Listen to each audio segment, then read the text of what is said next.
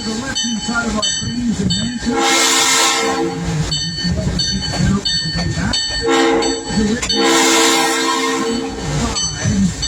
And the Hofnagel family moved into it in the early 1800s. And they were a prominent family in the New York area for many years. The Hofnagel mansion. So it's hard to imagine that the land on both sides of our track today used to be farmland. Most of the farms were small family-owned dairy farms, maybe 100 acres. And one of the most prominent dairy farming families in the 1800s was the Reeder family. So the next hill we're talking that we're going to come to is at Reeder Road. It used to be a dirt farm road that connected many of the farms around this area and crossed the railroad track. So one of the most prominent members of the Reeder family in the 1800s was Eastburn Reeder. He was Pennsylvania's very first food and dairy commissioner, and he was also a stockholder in the Reading Railroad. He thought that the Reading Railroad was going to build him a train depot at Reeder Road, but they did not do this. Now, they did build a small shelter, and in the shelter they put a flag, and if the passenger wanted to get on the train at Reeder Road, they would wave the flag at an approaching passenger train engine, the engineer in the locomotive would blow the whistle and stop the train and let them get on. This became known as a flag stop or a whistle stop. You all heard the term flag stop or whistle stop? Well, it's not very commonly used anymore because they don't have flag stops very often. But way back in the early 1900s, about half of the station stops along this route between Newark and Philadelphia were in fact flag stops.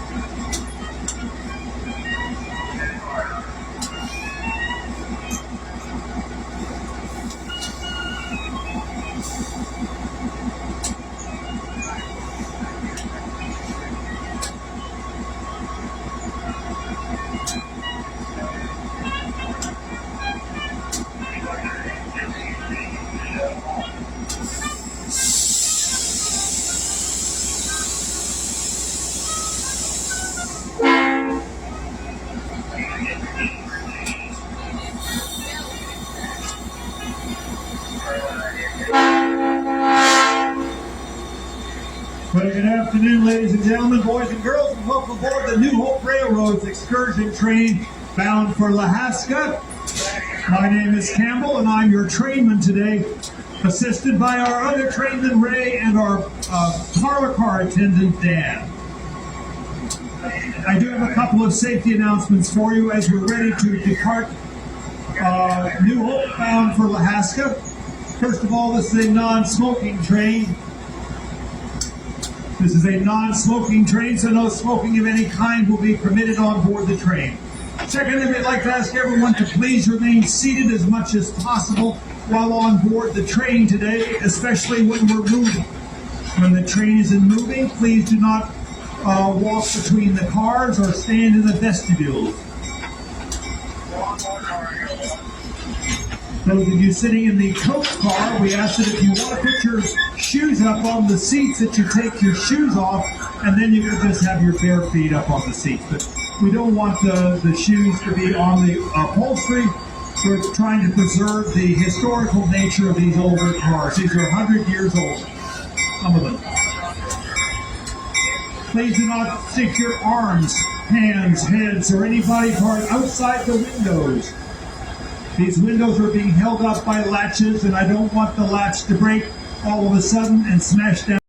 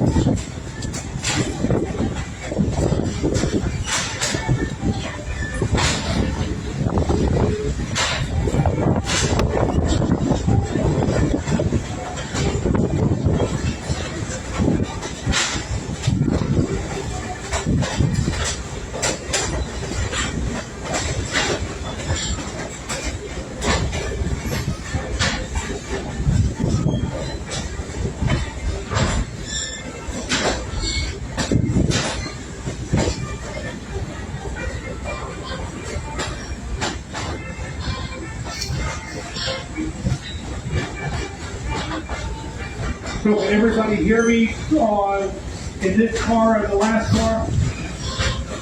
Next car.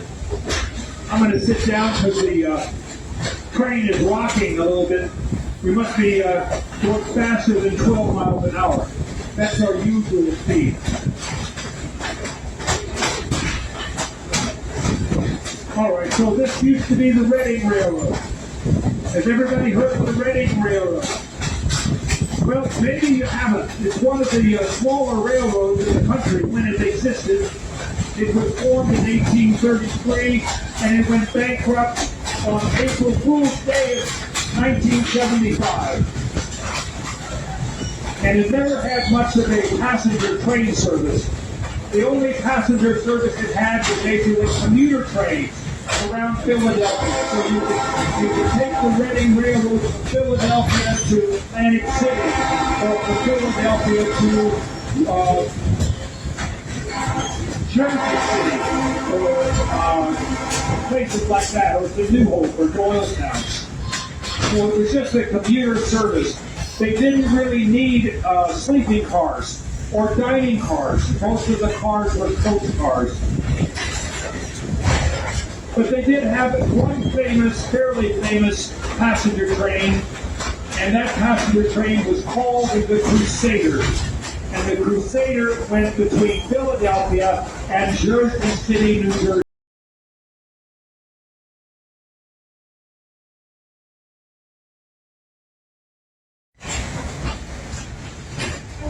If you're interested about any of the other excursions that we offered the rest of the year, just get on our website at www.newhoperailroad.com.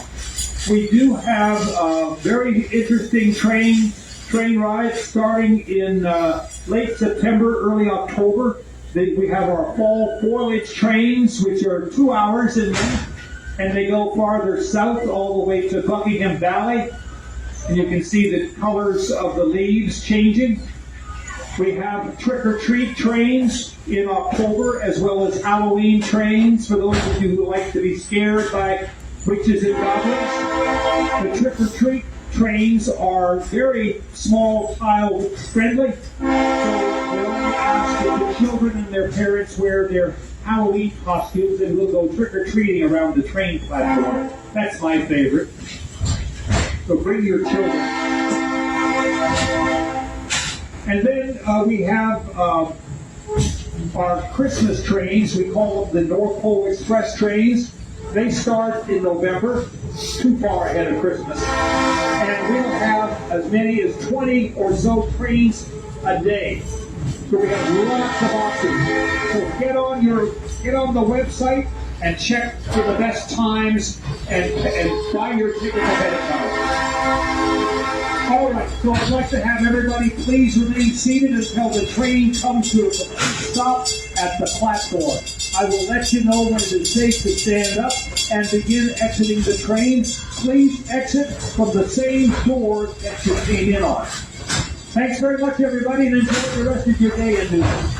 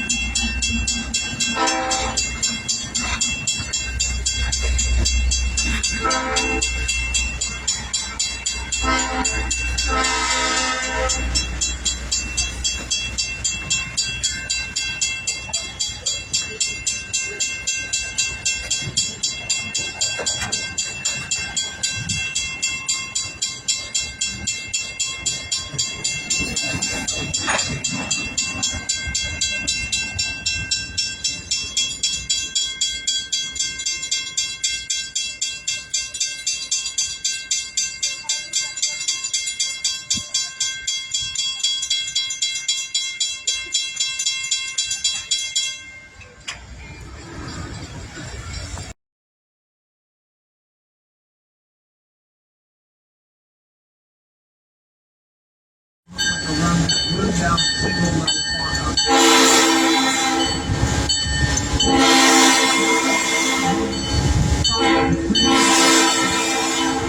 Stone farmhouse was built in 1844.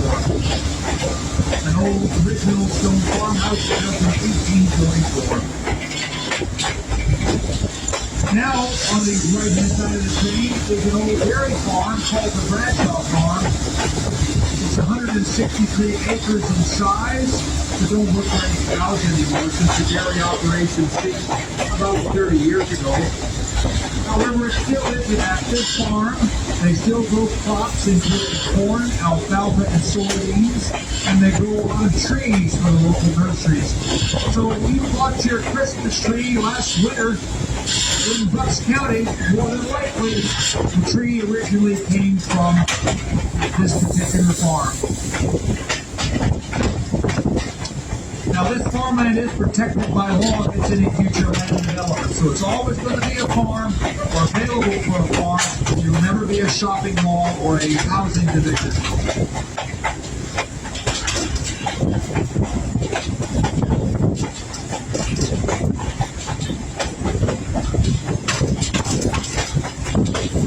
And now, coming up on the left-hand side of the train, in just a moment, you're going to be able to see one of the typical houses in this part of Bucks County. I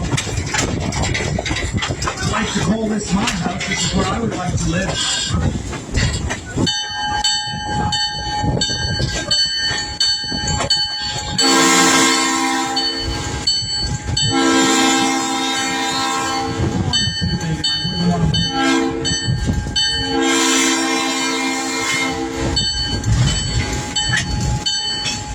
Now we're crossing Street Road and we're coming into Lahaska. This is the Lahaska train station.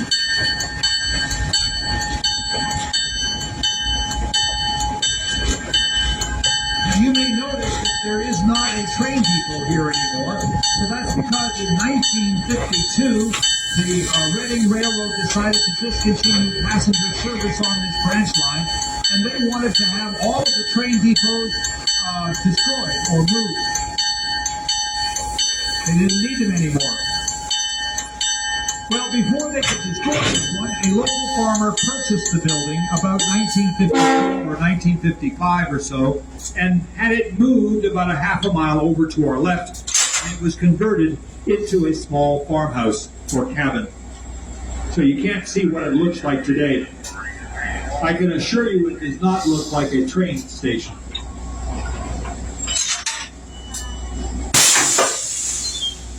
So our train is stopped here in Lahaska. Our locomotive at the south end of the train is going to uncouple from the open air car and move about a half a mile southward on the main line and then get on the siding track, which is to our left. Then the locomotive is going to go northbound on the siding track past our train and then recouple to the north end of our train at the caboose so he can pull us back into New Hope. So you're going to be able to see the locomotive pass by on the left-hand side of our train. So I'd like to ask everybody on the train today to please wave hello and say hello to the engineer and the conductor in the locomotive as they pass us by.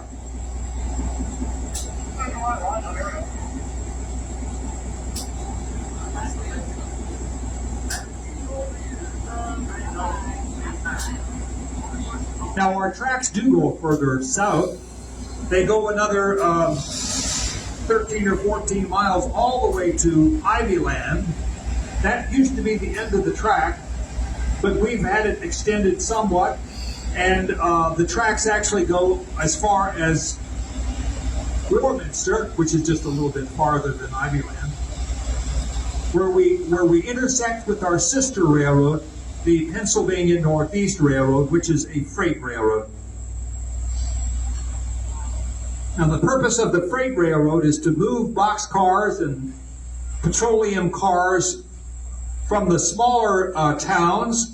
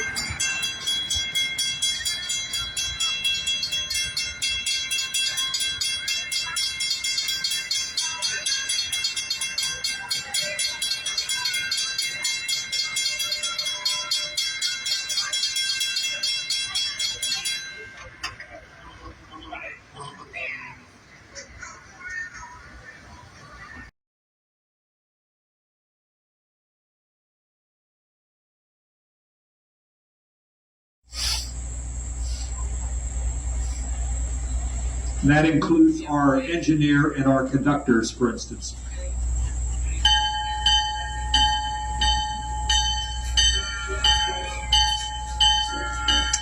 So the Reading Railroad, which is the old railroad that we have. Oh, here comes the locomotive now. Look on your left. Left-hand side of the train. Everybody starts waving at the engineer and the conductor now. That's good. If you see him waving back, that's a good sign. Nope. If you didn't see him wave back, that means they're going to go all the way back to New Hope, and we're all